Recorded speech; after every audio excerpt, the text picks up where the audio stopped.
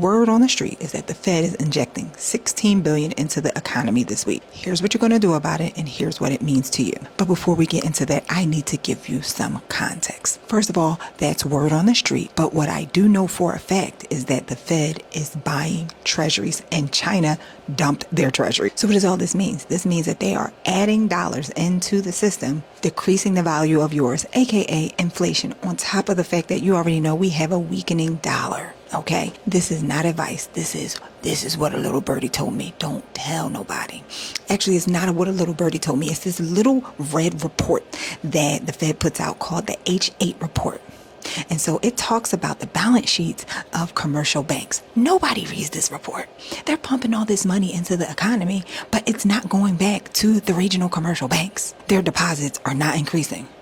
In addition, we got another major problem. We got a bunch of commercial loans maturing this year and next year that were originated back about 4 or 5 years ago when rates was 2 and 3%. Those lenders aren't going to be able to refinance because the deals won't make sense. Our rates are much higher. And guess what? Based on everything that I'm saying here, they're not going to come down. This means that rates are going to stay high. I don't care who the Federal Reserve chairperson is going to be. Come May, rates are going to be high. And if they do get them to come down, in spite of all this that I'm saying to you, that means something crazy has happened and or we're going to have a host of other problems. So what does this mean to you?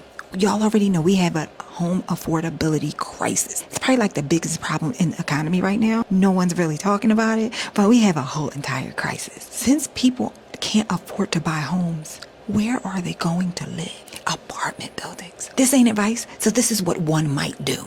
What one might do is get involved in apartment investing. Here are the ways. You can start doing syndications. I know some of y'all ain't ready for that. Okay, I got some other options. You ain't got to have a whole lot of money. You can invest in a fund that invests in apartment buildings like mine. You have to make sure that the portfolio managers underwrite super conservatively though.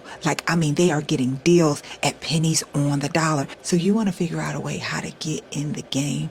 Or what you could also do is invest in businesses, stock that sell or offer inferior products that people have to buy at a low cost. So let me tell y'all what I just did. I just finished publishing the most amazing report that I have ever published in my life. It's about 50 pages. It's called the Profit Door Volatility and Wealth Report for Q1 of 2026. We're going to have volatile times for quite a while, and you're going to need to know how to look at the data every quarter. I don't want you to be confused. If you want access to this report, comment down below report, and I'm going to DM you the link.